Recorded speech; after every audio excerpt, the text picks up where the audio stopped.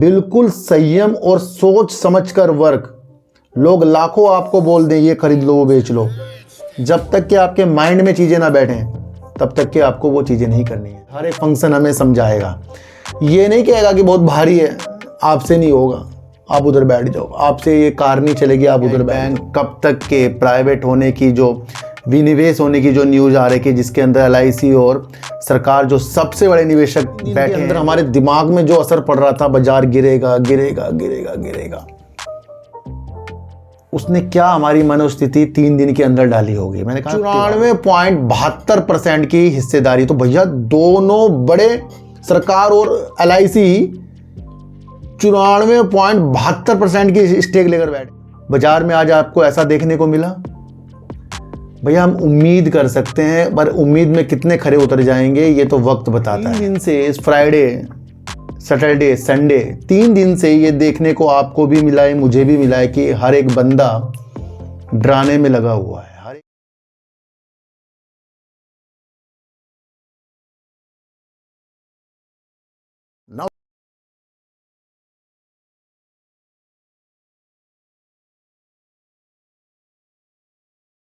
नमस्कार, मैं स्वागत करता हूं आपका अपने ही चैनल पर जिसका नाम है सार्थक। बाजार से Q2 अंबुजा सीमेंट का भी आ गया, इनॉक्स विंड का भी आ गया है और आ गया है भेल का। उसके बारे में भी बातचीत करेंगे।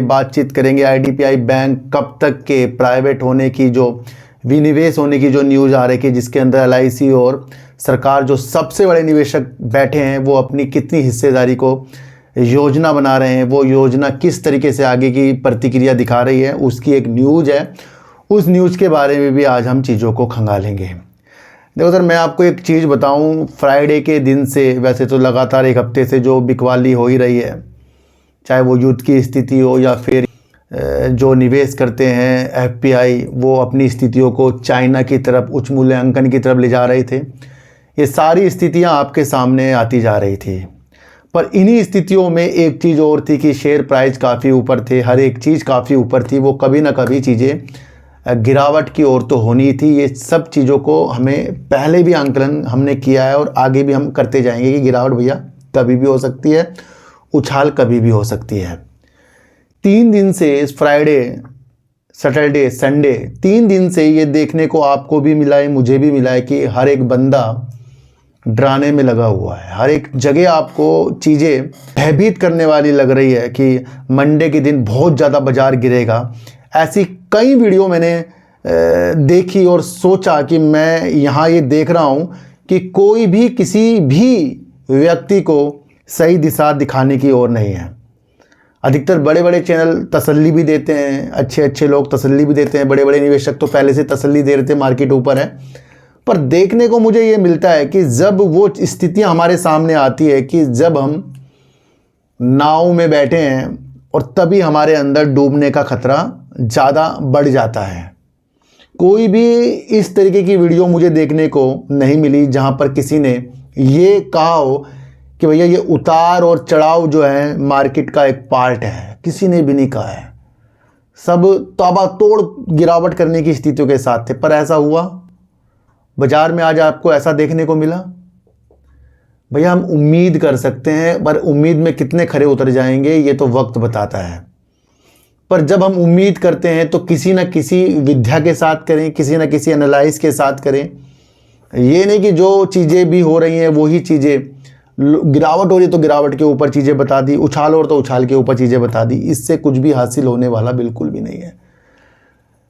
टारगेट, टिप्स, शेयर प्राइस, इनकी चीज़ों से जब तक कि हम बाहर नहीं निकलेंगे ऐसे व्यक्ति हमें डराते रहेंगे और वो मार्केट को बार बार गिराते रहेंगे।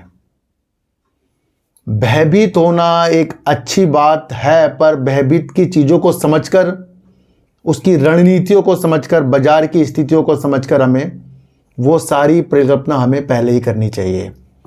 जब भी कोई व्यक्ति कोई भी काम सीखने जाएगा तो उसकी अच्छाई और बुराई जो है काम सिखाने वाला ज़रूर बताएगा। हम कोई भी कोर्स करते हैं तो वो उसके हर एक फंक्शन हमें समझाएगा। ये नहीं कहेगा कि बहुत भारी है आपसे नहीं होगा आप उधर बैठ जाओ, आपसे ये कार नहीं चलेगी आप उधर बैठ जाओ।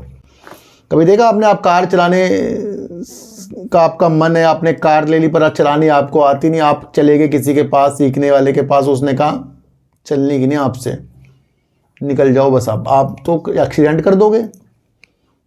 भैया हर एक चीज़ जब हम समय बीतने के साथ साथ उसके अंदर वर्क करते जाते हैं तो वो अच्छी होती जाती है।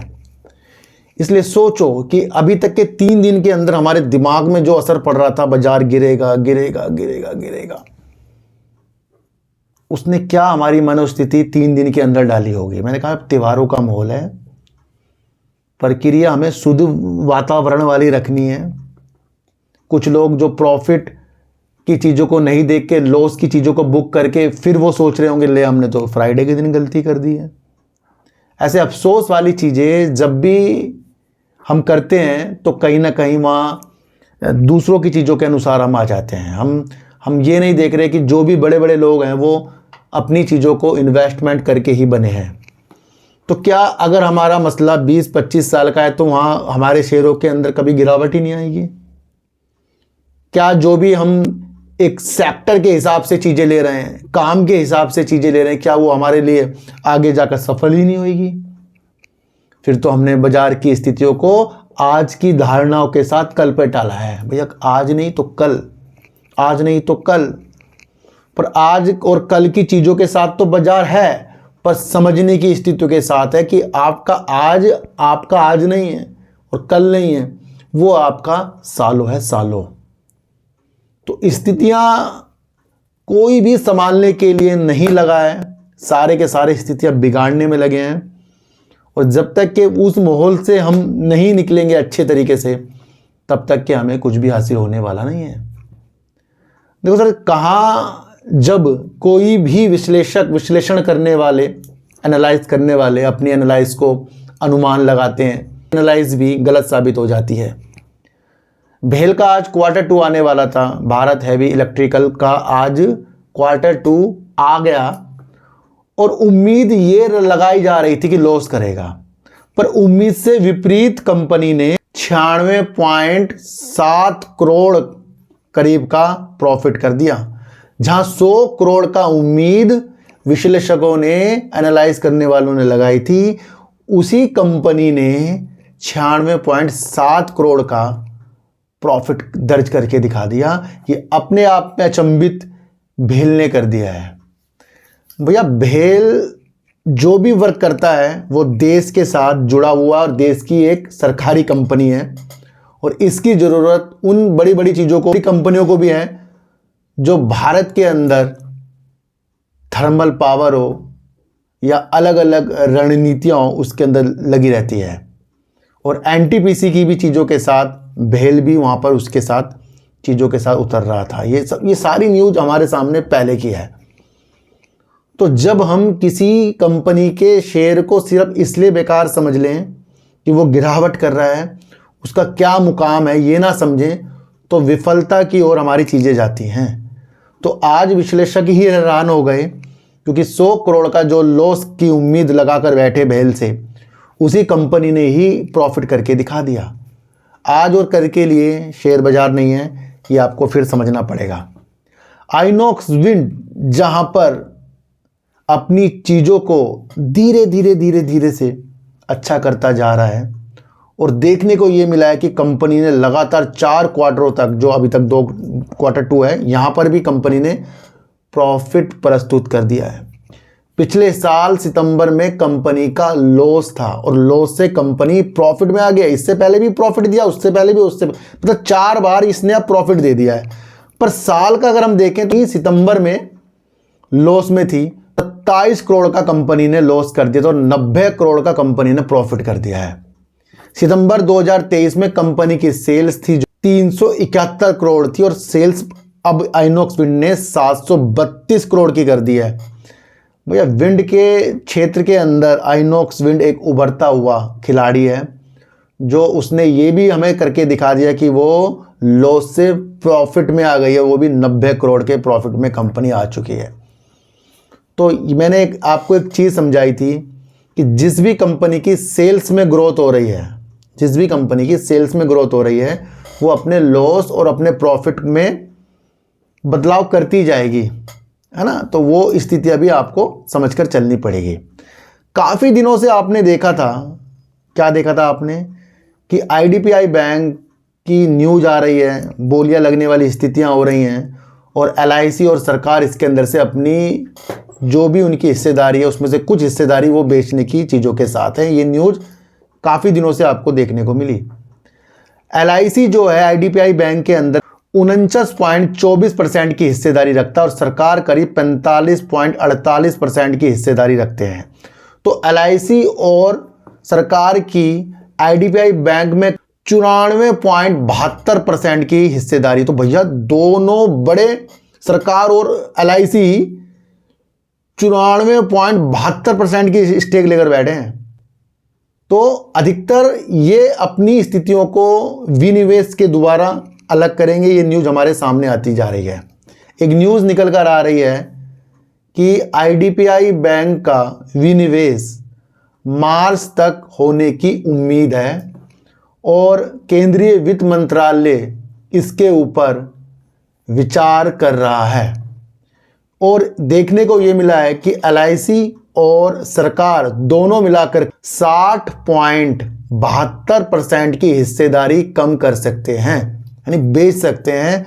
और ये वित्त वर्ष 2025 में इस प्रक्रिया को पूरी करने की उम्मीद है। तो मार्च में लेकर एक उम्मीद चल रही है। देखो सर, जब मार्च आपके सामने दूर हो या कोई भी कंपनी कुछ चीज़ें बता रही हो तो फिर वो चीज़ें होनी उसी वक्त पता लगेगा कि वो चीज़ें उस वक्त होगी या नहीं होगी। फिलहाल आपको समझना है कि आईडीपीआई बैंक की विनिवेश की चीज़ें मार्च 2025 तक होने का विचार रखा जा रहा है। तो ये भी आपको समझकर चलना पड़ेगा। देखो सर, अंबुजा सीमेंट की बात करेंगे। Q2 आ गया, शेयर काफ़ी गिर भी रहा है। वैसे तो सारे शेयर ही गिर रहे हैं, पर एक चीज़ होती है कि दूर की दृष्टि, कि भैया क्या क्या कंपनी अपनी दृष्टि को आगे के लिए कर रही है, क्या क्या कंपनी अपने द्वारा अपनी प्रतिस्पर्धा कंपनी को किस तरीके से वो टक्कर दे रही है और किस तरीके से वो अधिग्रहण के लिए भी आगे की चीज़ें करती जा रही है। आपको पता ही है कि अडानी ग्रुप जब सीमेंट के क्षेत्र में उतरा तो उसने एसीसी और अंबुजा सीमेंट में अपनी हिस्सेदारी ली, पर अभी तक के उनका कोई भी नया प्लांट इस तरीके का नहीं है जो उन्होंने सीमेंट के ऊपर करा हो।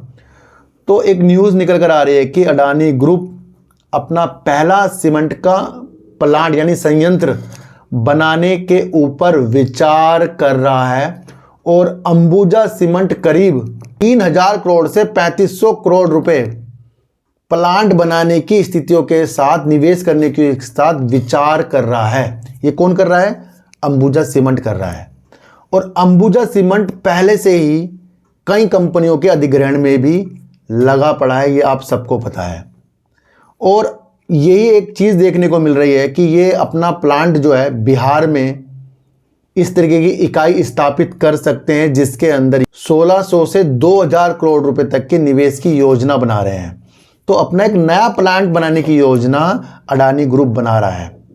अच्छा, एक चीज़ मैं आपको बताऊं, इसका आज Q2 आने वाला था और Q2 इसका आ गया है। और सितंबर 2023 में कंपनी ने 7424 करोड़ की कंपनी ने सेल्स की थी और प्रॉफिट कंपनी ने 987 करोड़ का प्रॉफिट कर दिया था। और 2024 में कंपनी ने 7516 करोड़ की सेल्स कर दी, पर प्रॉफिट कंपनी का कमाया है जो करीब 473 करोड़ रुपए करीब का है।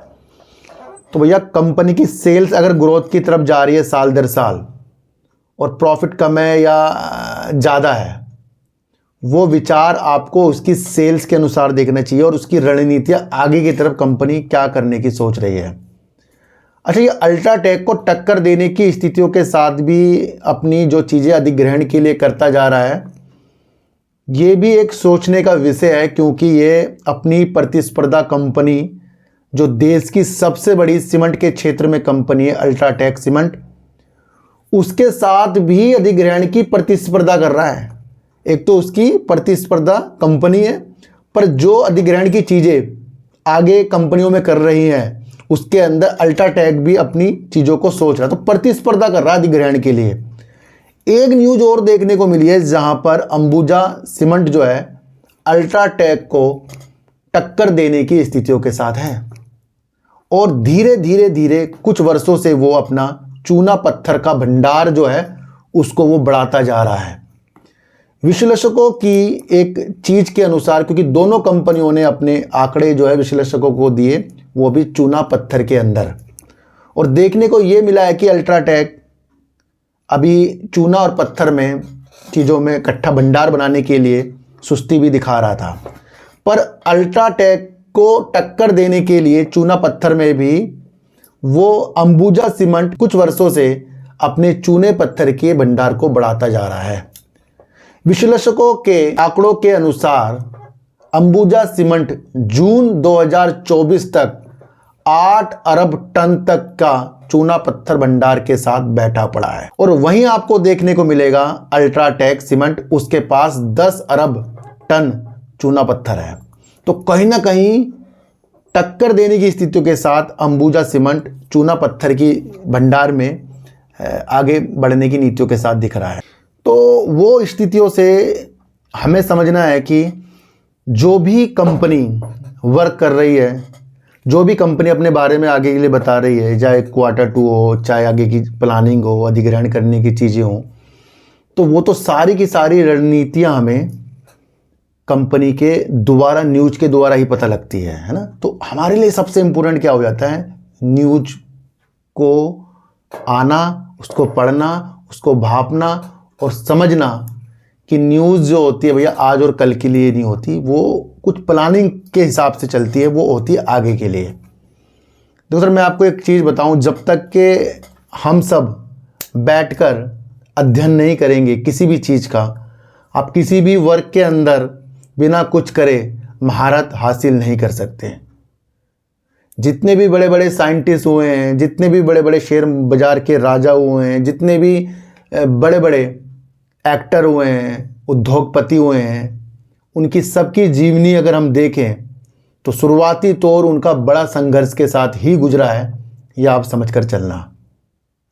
पर अगर हम मजाक मजाक में शेयर बाजार के अंदर वो स्थितियां डाल रहे हैं कि भैया पैसा तो हमारे पास है, शेयर भी हमें दिख ही रहे हैं, तो क्यों ना अपना पैसा शेयर बाजार में लगा कर कमा सकें और बिना सोचे समझे, ये अच्छी रणनीति हमारी बिल्कुल भी नहीं हो सकती।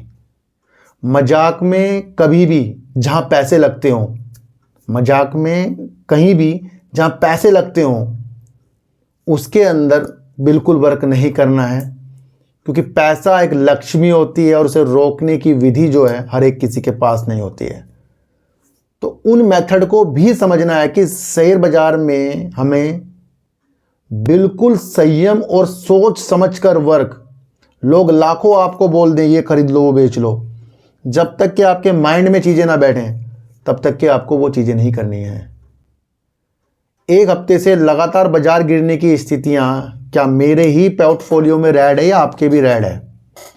आपकी पोर्टफोलियो जो रेड है और मेरा रेड है और सबका है, हम सबके विचार अब किस तरीके से अपने को संभालते हैं, एक्चुअल में वो ही चीज़ें आपको बहुत मजबूत करके जाएगी, है ना।